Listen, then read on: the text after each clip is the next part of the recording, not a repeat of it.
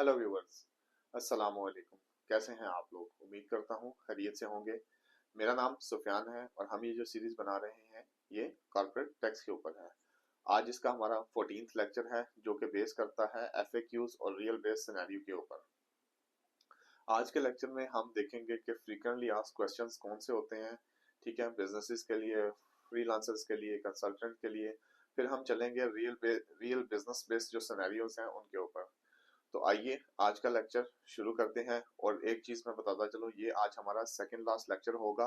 हमारा नेक्स्ट जो लेक्चर होगा वो फाइनल होगा, 15 लेक्चर होगा और इसके बाद हमारी कॉर्पोरेट टैक्स सीरीज का अख्ताम हो जाएगा। इससे रिलेटेड आपको कोई भी क्वेश्चंस हो, कुछ भी हो, आप मेरे चैनल पे कमेंट सेक्शन में, आप मेरे ईमेल पे ईमेल कर सकते हैं, मुझसे पूछ सकते हैं। और ये हमारी सीरीज का अख्ताम 15 लेक्चर पे होगा। चलिए आज का शुरू करते हैं। तो सबसे पहले पार्ट 1, फ्रीक्वेंटली आस्क्ड क्वेश्चंस। अब फ्रीक्वेंटली आस्क्ड क्वेश्चंस कौन से हैं?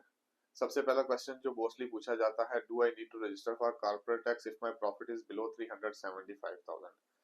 अब सवाल किया जाता है कि क्या मुझे कॉर्पोरेट टैक्स रजिस्टर करने की जरूरत है जबकि मेरे प्रॉफिट 375 से नीचे हैं। तो इसका जवाब है यस। एवरी बिजनेस, वेदर वो फ्रीलांसर हो, वो एलएलसी कंपनी हो, वो फ्री जोन एंटिटी हो, उन्हें मस्ट रजिस्टर करना है। इवन दो 0% रेट अप्लाई होगा बट रजिस्ट्रेशन जो है वो मैंडेटरी होगी। तो 375,000 से इनकम नीचे होने के बावजूद आप लोगों को रजिस्टर करना है। क्वेश्चन नंबर 2 है, is VAT registration the same as corporate tax registration? दूसरा सवाल है कि वैट रजिस्ट्रेशन और कॉर्पोरेट टैक्स रजिस्ट्रेशन सेम है? जी नहीं, ये दोनों कंप्लीटली सेपरेट प्रोसेस हैं और दोनों के लिए इंडिपेंडेंटली आपको थ्रू हमारा टैक्स के पोर्टल के ऊपर रजिस्टर करना होता है। ऐसा नहीं है कि आपने वैट सबमिट किया, वैट की रजिस्ट्रेशन की तो वो कॉर्पोरेट टैक्स भी ऑटोमेटिक रजिस्टर हो जाएगा, नहीं। और अगर आपने कॉर्पोरेट टैक्स की रजिस्ट्रेशन कर दी तो वैट की। और मैंने रियल लाइफ सिनेरियोज में लोगों को भी देखा है कि वो कॉर्पोरेट टैक्स रजिस्ट्रेशन कर देते हैं और वैट की रजिस्ट्रेशन नहीं करते। अब वैट की रजिस्ट्रेशन कर रहे हैं तो कॉर्पोरेट टैक्स की नहीं करते कि हमारा तो ऑटोमेटिकली रजिस्टर है। तो ऐसा नहीं है, वैट के लिए अलग रजिस्ट्रेशन है, कॉर्पोरेट टैक्स के लिए अलग रजिस्ट्रेशन है और दोनों को आप पे करना जो है वो लाजिम है। लेकिन वैट के लिए रूल वही है कि 375,000 से ऊपर सप्लाईज होंगी तो मैंडेटरी है। आगे तीसरा सवाल जो हमारे पास आता है, are individual who work full time employ subject to corporate tax? तो इसका जवाब है नो। वो जो फुल टाइम एम्प्लॉयज हैं, क्या उनके ऊपर कॉर्पोरेट टैक्स लगता है? तो जी नहीं, उनके ऊपर कॉर्पोरेट टैक्स नहीं लगता। हाँ, लेकिन अगर उनके पास कोई बिजनेस लाइसेंस है और उस बिजनेस लाइसेंस के कोई कमर्शियल एक्टिविटी है जिससे वो पैसे कमा रहे हैं तो उन पे लगेगा। सैलरीज के ऊपर कोई कॉर्पोरेट टैक्स नहीं है, सैलरी पर्सन पे कुछ भी टैक्स नहीं है फिलहाल। क्वेश्चन नंबर 4 है, are all free zone companies automatically exempt for corporate tax? क्या फ्री जोन के अंदर काम करने वाली तमाम कंपनियां कॉर्पोरेट टैक्स के लिए एग्जम्प्ट होंगी? तो इसका जवाब है जी नहीं। क्वालिफाइड जो फ्री जोन के अंदर सिर्फ क्वालिफाइड फ्री जोन पर्सन कंपनियां होंगी जिन पे वो रूल लगेगा, वो स्पेसिफिक कंडीशन मीट करेंगी, उनके लिए ही कॉर्पोरेट टैक्स 0% होगा। बाकी तमाम कंपनीज इवन वो फ्री जोन के अंदर हैं उन पे 9% का थ्रेशोल्ड लगेगा। और क्वालिफाइड फ्री जोन की को भी रजिस्टर करना लाजिम है, उनकी स्पेसिफिक कंडीशंस को मीट करना लाजिम है, तब उनके लिए 0% होगा। बाकी सबके लिए स्टैंडर्ड रेट 9% लगेगा। हाँ, कुछ मल्टीनेशनल्स के जो ओईसीडी 2 पिलर रूल में आती हैं उनके लिए 15% टैक्स होगा। ओके, क्वेश्चन नंबर 5 जो हमारे पास आया है वो है, can I deduct my own salary as a business owner? क्या एज अ बिजनेस ओनर मैं अपनी सैलरी को उसमें से माइनस कर सकता हूँ? ठीक है, तो इसका जवाब ये है कि अगर आप अपने बिजनेस के लिए काम कर रहे हैं, आपकी सैलरी रीजनेबल है। अब ये वर्ड यूज किया गया है रीजनेबल सैलरी, ठीक है, वो आपको मार्केट बेस्ड होनी चाहिए, उसको प्रॉपरली जस्टिफाइड होनी चाहिए, ठीक है, और डॉक्यूमेंटेड होनी चाहिए। डॉक्यूमेंटेड लाजमी है, ठीक है। तो ये जो होगी, हाँ, ये आपकी कॉर्पोरेट टैक्स के लिए ये डिडक्टेबल हो जाएगी, ये आप उसमें से माइनस अपने जो इनकम है उसमें से माइनस कर सकते हैं। लेकिन अगर आप उसमें से कुछ ड्राइंग कर रहे हैं बिजनेस के अंदर से, कुछ बिजनेस के अंदर से अदर देन सैलरी आप चीजें ले रहे हैं, आप प्रॉफिट में से अपना हिस्सा ले रहे हैं, तो वो डिडक्टेबल बिल्कुल भी नहीं होगा, ठीक है। तो ये समझने वाली चीज है, ये बड़ी इसमें जो है ना वो डिफरेंस बहुत ज्यादा नहीं है, बहुत हल्का सा डिफरेंस है। कि आप जो ड्राइंग कर रहे हैं, आप जो प्रॉफिट्स में से ले रहे हैं, आप जो बिजनेस में से पैसे ले रहे हैं, तो अगर प्रॉफिट नहीं है तब भी आप ड्राइंग कर रहे हैं, बिजनेस में से पैसा निकाल रहे हैं, तो वो पैसा आपका माइनस नहीं होगा। लेकिन आप अगर रीजनेबल जस्टिफिएबल सैलरी ले रहे हैं और वो डॉक्यूमेंटेड है तो वो आप माइनस कर सकते हैं। आगे क्वेश्चन 6 है कि क्या होगा अगर मैं रजिस्ट्रेशन नहीं करूंगा, what happens if I don't register और फाइल। तो सबसे पहले कि आप रजिस्ट्रेशन नहीं करेंगे तो आपके ऊपर 10,000 लेट रजिस्ट्रेशन की पेनल्टी लगेगी। उसके बाद अगर आपने लेट फाइलिंग की तो 1,000 से 2,000 तक पेनल्टी का लेट फाइलिंग की पेनल्टी भी आपके ऊपर लगेगी। और ये जो जब आप पेनल्टी ये जो लेट पेमेंट आपने की तो उसके लिए आपके ऊपर 2% से 4% मंथली लेट पेमेंट जो है ना वो पेनल्टी लगेगी और 300,000 तक जा सकती है। आगे क्वेश्चन नंबर 7 है, can I file corporate tax return on Excel. क्या मैं कॉर्पोरेट टैक्स की रिटर्न एक्सेल पे फाइल कर सकता हूं? तो इसका जवाब ये है नहीं। ये मैं क्लियरली एक्सप्लेन कर चुका हुआ हूं कि कोई भी ऐसी रिटर्न जो आपने एक्सेल में मेंटेन की है वो नहीं सबमिट होगी। आपको सबमिट हमेशा जो एफटीए का पोर्टल है, हमारा टैक्स का पोर्टल है, वहां जाके ही सबमिट करनी है। और आइडियली आपको ऑडिटेड या प्रॉपरली प्रिपेयर्ड जो है वो अकाउंट्स वो सबमिट करने हैं जो कि पीडीएफ की फॉर्म में होंगे, आप एक्सेल में सबमिट नहीं कर सकते। तो ये थे फ्रीक्वेंटली आस्क्ड क्वेश्चंस। अब हम पार्ट 2 की तरफ जाते हैं जो कि हैं रियल बिजनेस बेस्ड सिनेरियोज हैं, उन पे हम बात करते हैं। तो सबसे पहला सिनेरियो है फ्रीलांसर जो कि विद लो ओवरहेड्स। अब जैद जो है वो एक मार्केटिंग फ्रीलांसर है और वो एक ई ट्रेडर के लाइसेंस के ऊपर काम कर रहा है और वो अर्न कर रहा है 520,000 इन अ ईयर और उसके एक्सपेंसेस हैं सिर्फ 100,000 के।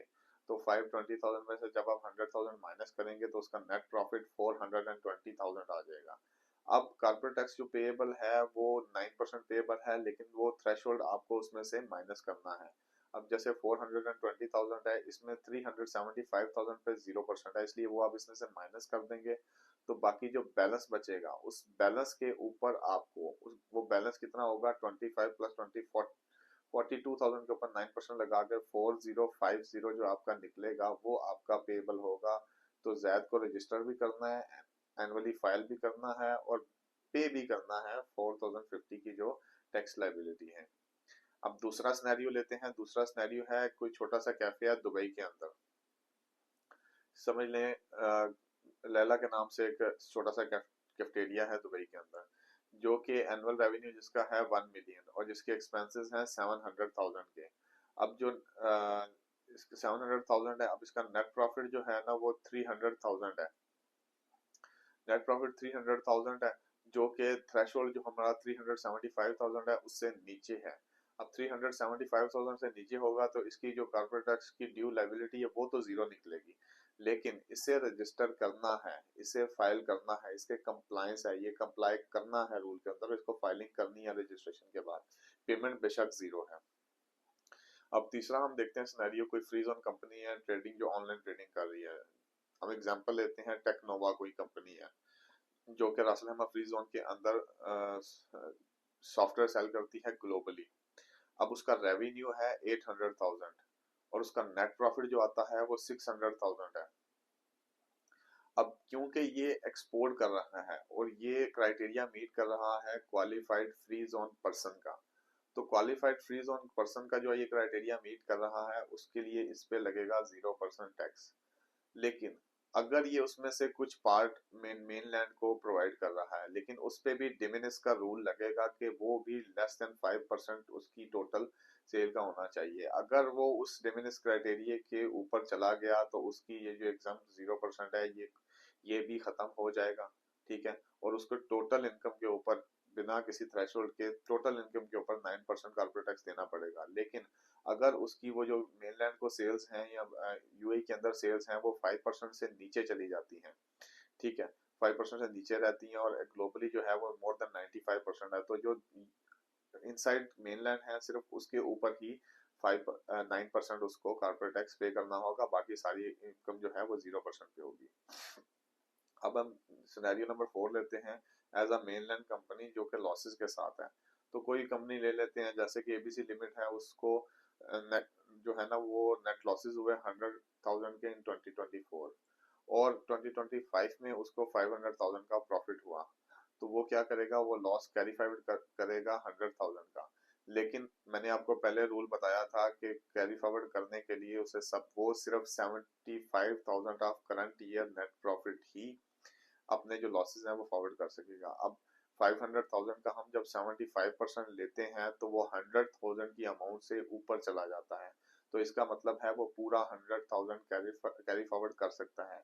तो वो 500,000 में से 100,000 माइनस करेगा तो उसकी जो टैक्सेबल इनकम निकलेगी वो 400,000 ही।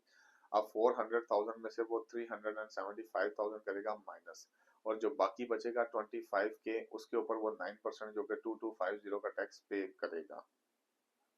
अब हम सिनेरियो नंबर 5 लेते हैं, कंटेंट क्रिएटर विद लाइसेंस। कोई भी कंटेंट क्रिएटर है जिसके पास लाइसेंस है, जैसे फॉर एग्जांपल सारा कोई कंटेंट क्रिएटर है और उसके पास लाइसेंस है, तो वो यूट्यूबर है और डी मीडिया का लाइसेंस उसके पास है, और वो अर्न करती है 600,000 एड रेवेन्यू के साथ और स्पॉन्सरशिप्स के साथ, और उसके एक्सपेंसेस हैं 200,000 के, तो उसका जो प्रॉफिट होगा 400,000 वो टैक्सेबल प्रॉफिट होगा। अब उस टैक्सेबल प्रॉफिट में से आपको वो थ्रेशोल्ड का जो 375,000 है, 0% है, वो माइनस करेंगे और बाकी 25 के पे 9% लगा के 2250 का जो उसका लाइबिलिटी है वो उसको पे करनी है। तो इसे भी रजिस्टर भी करना है, अपनी इनकम ट्रैक भी रखनी है, लिए लाजिम है, ये मैं पहले भी बता चुका हूँ कि ऐसी इनकम जो पोर्टल्स वगैरह से आ रही है, ये इनकम इनको ट्रैक्ड इनकम रखनी है और एनुअली कॉर्पोरेट टैक्स जो है वो फाइल करना है। तो अब हम देखते हैं जो फाइनल चेकलिस्ट है वो बिजनेस के लिए। वो बिजनेस के लिए चेकलिस्ट क्या है कि have you registered with FTA for corporate tax. आपने कॉर्पोरेट टैक्स एफटीए के लिए रजिस्टर किया हुआ है। Do you track your net profits and deductible monthly. और आप अपने नेट प्रॉफिट्स और आपकी जो डिडक्टेबल एक्सपेंसेस हैं उनको मंथली ट्रैक कर रहे हैं। Have you separated VAT and corporate tax reporting. आपने कॉर्पोरेट टैक्स और वैट की रिपोर्टिंग को अलग अलग रखा हुआ है। Are you ready for the documentation, are you ready with documentation for audit and filing.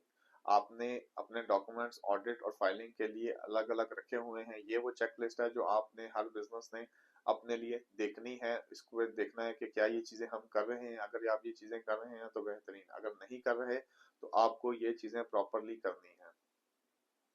आज के लेक्चर की समरी क्या है कि हमने फ्रीक्वेंटली आस्क्ड क्वेश्चंस को कवर किया, मोस्ट कॉमन डाउट्स को क्रॉस ऑल बिजनेस साइज में, रियल बिजनेस सिनेरियोज देखे और देखा कि कैसे कॉर्पोरेट टैक्स उन पे अप्लाई होता है और कैसे आपने उसकी प्रैक्टिस करनी है। इवन एक लो प्रॉफिट बिजनेस जो है उसे भी रजिस्टर करना है और फाइल करना है। प्रॉपर फाइलिंग जो है वो आपको टैक्सेस और रिड्यूस करते हैं और आपको पेनल्टी से बचाता है। इंशाल्लाह जो नेक्स्ट आपका 15 लेक्चर होगा, इसमें हम complete mock tax return filing देखेंगे। हमारा लेक्चर देखने के लिए हमारे चैनल को सब्सक्राइब कीजिए, शेयर कीजिए, लाइक कीजिए। हमारी ये सीरीज अनकरीब पूरे होने जा रही है। हमारा 15 लेक्चर मैं पहले भी बता चुका हूँ, वो फाइनल लेक्चर होगा जिसमें हम मॉक टेस्ट के तौर पे देखेंगे कि फाइल किया कैसे जाता है। तो ऑलमोस्ट हमारा हमारा जो कॉर्पोरेट टैक्स सीरीज है वो खत्म होने वाली है। हमारी सीरीज को दोबारा से शुरू से देखें और हमारा साथ दें और हमारे लिए दूसरों को भी बताएं और उनकी भी हेल्प करें। ये आप सबके लिए है, हमने आपके लिए कोशिश की, आप दूसरों के लिए कोशिश करें और अपने लिए भी कोशिश करें।